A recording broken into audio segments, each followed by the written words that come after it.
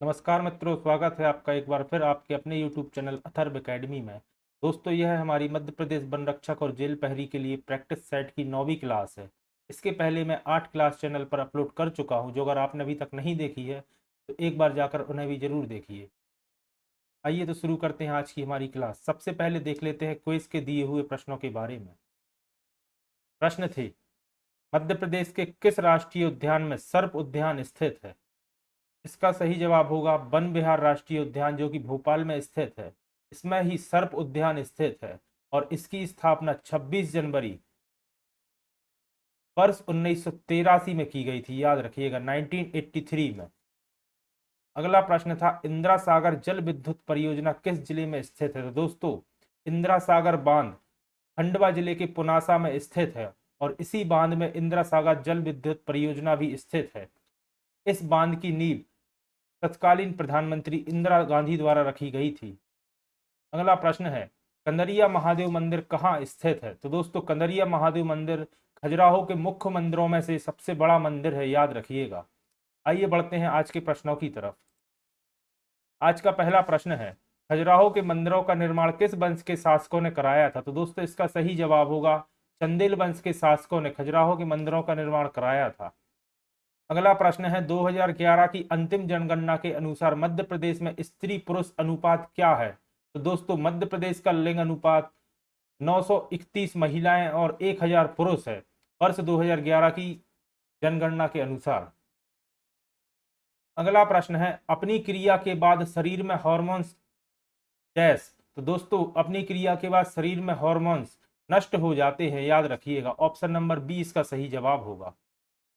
अगला प्रश्न है, पैक्टेन पाया जाता है? तो दोस्तों, पैक्टेन स्तनपायियों में पाया जाता है। कई जगह आपको यहाँ स्तनधारियों में भी ऑप्शन में देखने को मिल सकता है। अगला प्रश्न है, भोजन में ऑक्सीकरण द्वारा मानव शरीर में ऊर्जा मोचन की प्रक्रिया क्या कहलाती है? तो दोस्तों, यह श्वसन की प्रक्रिया कहलाती है। याद रखिएगा। अगला प्रश्न है, पत्तों वाली सब्जियों में पर्याप्त मात्रा में क्या प्रदान करती है? तो दोस्तों, पत्तों वाली सब्जियां हमें पर्याप्त मात्रा में आयरन यानी कि लोहा प्रदान करती हैं। साथ ही यह प्रश्न इस तरह से ही पूछा जाता है कि साग में क्या पाया जाता है? तो दोस्तों, याद रखिएगा, साग में मुख्य रूप से आयरन पाया जाता है। अगला प्रश्न है, निम्नलिखित में से कौन सा प्राकृतिक पारिस्थितिक तंत्र नहीं है? तो दोस्तों, वन एक प्राकृतिक पारिस्थितिक तंत्र होता है। घास के मैदान भी होता है, दलदल भी होता है, लेकिन जो मछली घर होता है वह प्राकृतिक पारिस्थितिक तंत्र नहीं होता। याद रखिएगा। अगला प्रश्न है, रेसे की निम्नलिखित में से किस फसल को काली मिट्टी पर उगाया जाता है? तो दोस्तों, कपास की फसल को मुख्य रूप से काली मिट्टी पर उगाया जाता है।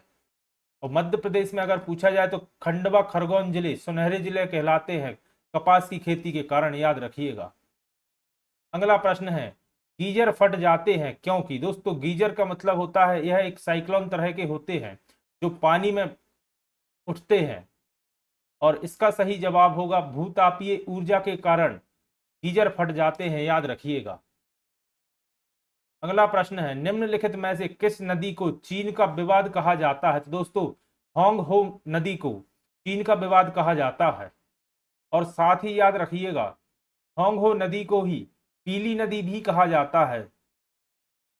तो अगर इंटरनेशनल ज्योग्राफी से भी प्रश्न पूछा गया तो याद रखिएगा, यह प्रश्न आता है कि पीली नदी किस नदी को कहा जाता है? तो चीन की होंग हो नदी को पीली नदी कहा जाता है और यह दुनिया की 7वीं सबसे लंबी नदी है। याद रखिएगा। अगला प्रश्न है, अपने अक्ष पर पृथ्वी के घूर्णन की दर अधिकतम कब होती है? ऑप्शन है 3 जनवरी, 22 दिसंबर, 4 जुलाई या उपयुक्त में से कोई नहीं। तो दोस्तों, इसका सही जवाब होगा उपयुक्त में से कोई नहीं, क्योंकि पृथ्वी की घूर्णन गति कभी बदलती नहीं है। अगला प्रश्न है, भारत का अंतिम गवर्नर जनरल कौन था? तो दोस्तों, लॉर्ड बेविल भारत का अंतिम गवर्नर जनरल था। याद रखिएगा। अगला प्रश्न है, सम्राट अशोक द्वारा निम्न में से किस भाषा का प्रयोग प्रशासनिक और सामाजिक उद्देश्यों के लिए किया जाता था? तो दोस्तों, प्राकृत भाषा का प्रयोग किया जाता था सम्राट अशोक के द्वारा प्रशासनिक और सामाजिक उद्देश्यों के लिए। अगला प्रश्न है, भारत में पुर्तगालियों के लिए प्रादेशिक आधार किसने बनाया था? तो दोस्तों, अल्बुकर्क ने बनाया था। याद रखिएगा। अगला प्रश्न है, निम्नलिखित में से प्राकृतिक रूप से विद्यमान पारिस्थितिक तंत्र नहीं है। तो दोस्तों सदाबहार वन पारिस्थितिक तंत्र होते हैं, राष्ट्रीय पार्क भी प्राकृतिक पारिस्थितिक तंत्र होते हैं और समुद्री पार्क भी होते हैं, लेकिन बागान प्राकृतिक तौर पर पारिस्थितिक तंत्र नहीं होते। तो ऑप्शन नंबर डी इसका सही जवाब होगा। अगला प्रश्न है, क्यूबिक जिरकॉर्निक का साधारण नाम क्या है। तो दोस्तों क्यूबिक जिरकॉर्निक को अमेरिकन डायमंड कहा जाता है। ऑप्शन नंबर बी इसका सही जवाब होगा, अमेरिकन डायमंड।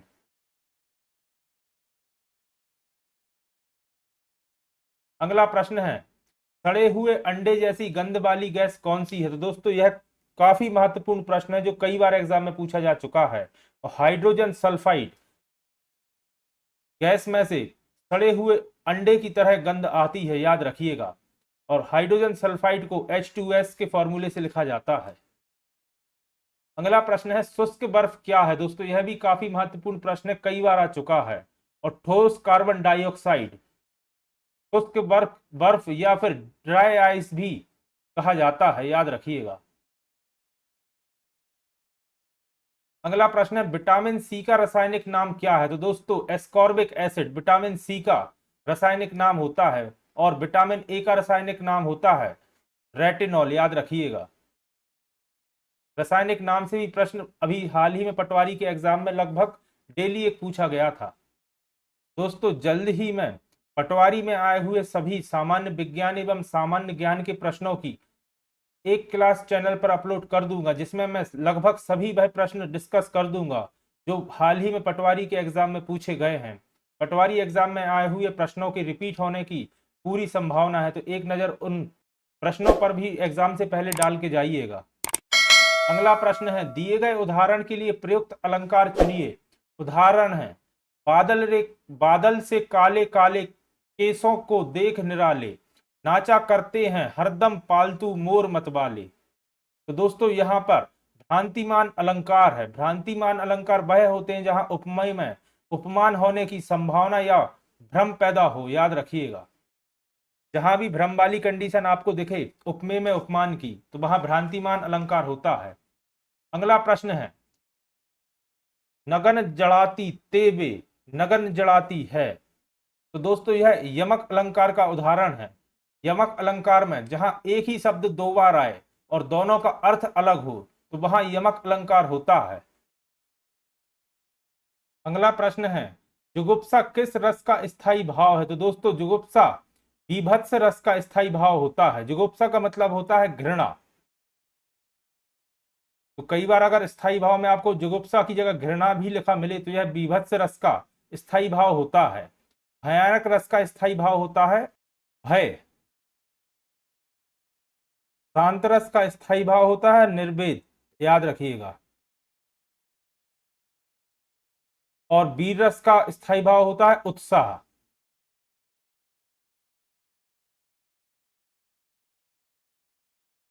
अगला प्रश्न है, भरत मुनि के स्थायी भावों में निम्नलिखित में से कौन सा भाव सम्मिलित नहीं है।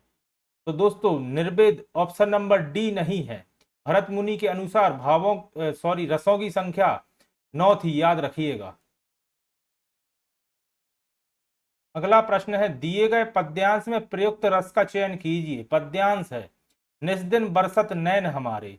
तो दोस्तों यहाँ विप्रलंब रस होगा और विप्रलंब रस दोस्तों श्रृंगार रस का एक भेद होता है। श्रृंगार रस का स्थायी भाव होता है रति, तो याद रखिएगा। अगला प्रश्न है, सामासिक पद के लिए सही समास चुनिए। शब्द दिया है दशानन। तो दशानन दोस्तों रावण के लिए उपयोग किया जाता है और यहाँ पर बहुव्रीहि समास होगा। जहां भी कहीं तीसरा पद प्रदान होता है तो वहां बहुव्रीहि समास होता है, याद रखिएगा। अगला प्रश्न है, जो शब्द दिए गए हैं दिए गए शब्द का पर्यायवाची नहीं है उसका चयन कीजिए। तो दोस्तों पूछा है कुबेर का पर्यायवाची कौन नहीं है। तो दोस्तों धनाधिप कुबेर का पर्यायवाची होता है, यक्ष नहीं होता। ऑप्शन नंबर बी इसका सही जवाब है। धनद एवं धनिक भी कुबेर का पर्यायवाची होता है। अगला प्रश्न है, दिए गए विकल्पों में से तत्सम शब्द को चुनिए। तत्सम शब्द दोस्तों वह होते हैं जो संस्कृत से लिए गए हैं और जिनमें कोई परिवर्तन नहीं किया गया।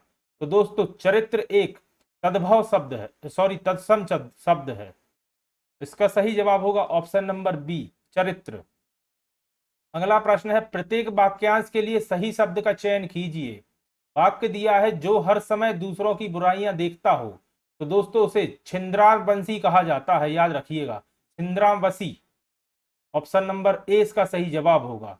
और यहाँ पे दोस्तों षटकोण का सा आता है, छिंद्रावंशी। अगला प्रश्न है, जो भोजन मुफ्त में मिलता हो, तो दोस्तों उसे सदाव्रत कहा जाता है। ऑप्शन नंबर ए इसका सही जवाब होगा। साथ ही मैं आपको याद दिलाना चाहूंगा, अथर्व एकेडमी पर एमपीजी के एवं जनरल साइंस की क्लासेस भी कंटिन्यू चालू है, तो उनको देखना ना भूलिएगा। उनमें भी लगातार वही महत्वपूर्ण प्रश्न मैं करा रहा हूं जिनके आने की संभावना है। तो अगर आपने अभी तक नहीं देखी तो एक बार जाकर उन्हें जरूर देखिएगा। अगला प्रश्न है, दी गई लोकोक्ति के लिए सही विकल्प चुनिए। ऊंट रे तेरी कौन सी कल सीधी, इसका मतलब होता है सभी अवगुणों से युक्त, जिसमें सभी अवगुण होते हैं, यह मतलब होता है इसका, ऊंट रे तेरी कौन सी कल सीधी। अगला प्रश्न है, चांदी देखे चांदना सुख देखे व्यवहारे, इसका मतलब होता है संपत्तिवान के सभी सगे होते हैं, याद रखिएगा। अगला प्रश्न है, प्रत्येक मुहावरे के लिए सही विकल्प चुनिए। मुहावरा है, घर में माटी के चूल्हे होना, इसका मतलब होता है सब समान होना। ऑप्शन नंबर सी इसका सही जवाब होगा। अगला प्रश्न है, चांद पर थूकना, इस मुहावरे का अर्थ बताना है, तो इसका मतलब होता है अच्छे व्यक्ति की निंदा करना। ऑप्शन नंबर बी इसका सही जवाब होगा। चांद पर थूकने का मतलब होता है अच्छे व्यक्ति की निंदा करना। अगला प्रश्न है, खाद्यान्न में उत्तम उत्पादन हेतु मध्य प्रदेश को कौन सा पुरस्कार दिया गया है। दोस्तों मध्य प्रदेश को कृषि कर्मठ पुरस्कार प्रदान हो चुका है खाद्यान्न के क्षेत्र में उत्तम उत्पादन के लिए। अगला प्रश्न है, पूजा नृत्य किया जाता है किस जनजाति में किया जाता है। तो दोस्तों पूजा नृत्य गौड़ एवं उरांव दोनों जनजाति में किया जाता है, तो ऑप्शन नंबर सी इसका सही जवाब होगा, ए और बी दोनों। अगला प्रश्न है, मुख्य रूप से मध्य प्रदेश में कितनी भाषाएं बोली जाती हैं। तो दोस्तों मुख्य रूप से मध्य प्रदेश में 8 भाषाएं बोली जाती हैं, याद रखिएगा। अगला प्रश्न है, ऊर्जा की राजधानी किसे कहा जाता है। तो दोस्तों सीधी को ऊर्जा की राजधानी कहा जाता है। और अगर प्रश्न आता है मध्य प्रदेश की ऊर्जा राजधानी के रूप में किसे जाना जाता है, तो याद रखिएगा सिंगरौली को मध्य प्रदेश की ऊर्जा राजधानी के रूप में जाना जाता है। अगला प्रश्न है, मध्य प्रदेश भारत में कुल खाद्यान्न उत्पादन में कितना प्रतिशत योगदान करता है। इसका सही जवाब होगा ऑप्शन नंबर सी, 7.7% कुल भारत के खाद्यान्न में मध्य प्रदेश का योगदान रहता है। अगला प्रश्न है, मध्य प्रदेश में वर्ष 2006 में बेरोजगार युवक युवतियों के लिए रोजगार हेतु कौन सी योजना प्रारंभ की गई थी। तो दोस्तों 2006 में दीनदयाल रोजगार योजना प्रारंभ की गई थी बेरोजगार युवक युवतियों के लिए। अगला प्रश्न है, निम्नलिखित में से अफीम उत्पादक हेतु कौन सा जिला प्रसिद्ध है। तो दोस्तों निम्नलिखित में से पूछा है, तो इसका सही जवाब होगा ऑप्शन नंबर बी, नीमच। दोस्तों याद रखिएगा मध्य प्रदेश का मंदसौर जिला मुख्य रूप से अफीम उत्पादक जिला है, लेकिन फिलहाल के एग्जाम में इस तरह के प्रश्न पूछना बंद हो चुके हैं। मंदसौर के अलावा नीमच में भी कुछ क्षेत्रों में अफीम की खेती होती है, इस वजह से यह प्रश्न पूछा गया है। आइए तो अब जान लेते हैं आज के क्विज के प्रश्न। दोस्तों आज मैं आपको इंग्लिश के 2 प्रश्न क्विज में दे रहा हूं, जिनकी जवाब आपको कमेंट बॉक्स में देना है। पहला प्रश्न है, the accused space to the जज फॉर मर्सी।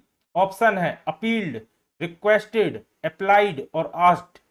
तो दोस्तों इसका जवाब आपको कमेंट बॉक्स में देना है। अगला प्रश्न है, they were born and what dash in Delhi. Option है इन, फॉर, टू और अप। तो दोस्तों ये थी आज की हमारी प्रैक्टिस सेशन की क्लास। आशा करता हूं आपको पसंद आई होगी। अगर आप चैनल पर नए हैं और अभी तक आपने चैनल को सब्सक्राइब नहीं किया है, तो चैनल को सब्सक्राइब करें। और अगर वीडियो आपको पसंद आई है तो वीडियो को लाइक करें और ज़्यादा से ज़्यादा लोगों तक शेयर करें। और साथ ही एमपीजीके और जनरल साइंस वाली क्लास देखना ना भूलिएगा, जो चैनल पर मैंने प्लेलिस्ट में अपलोड कर दी है। और यह वीडियोस भी दोस्तों मैं वन रक्षक वाली प्लेलिस्ट में ही अपलोड कर रहा हूँ। तो उन्हें जाकर आप जरूर देखिएगा। साथ ही दोस्तों आज संडे है और संडे को हमारी रिवीजन क्लास रहती है, लेकिन जैसा कि कल से एग्जाम स्टार्ट है वन रक्षक और जेल प्रहरी के, इस वजह से आज मैं कोशिश करूंगा कि मैराथन क्लासेस जितनी पॉसिबल हो सके आज अपलोड कर दूं, ताकि जिनका एग्जाम कल मंडे को है उनका मैक्सिमम प्रश्नों का रिवीजन हो जाए। तो अथर्व एकेडमी के साथ बने रहिए, चैनल को सब्सक्राइब करिए और अगर वीडियो पसंद आ रही है तो वीडियो को लाइक करिए। धन्यवाद दोस्तों।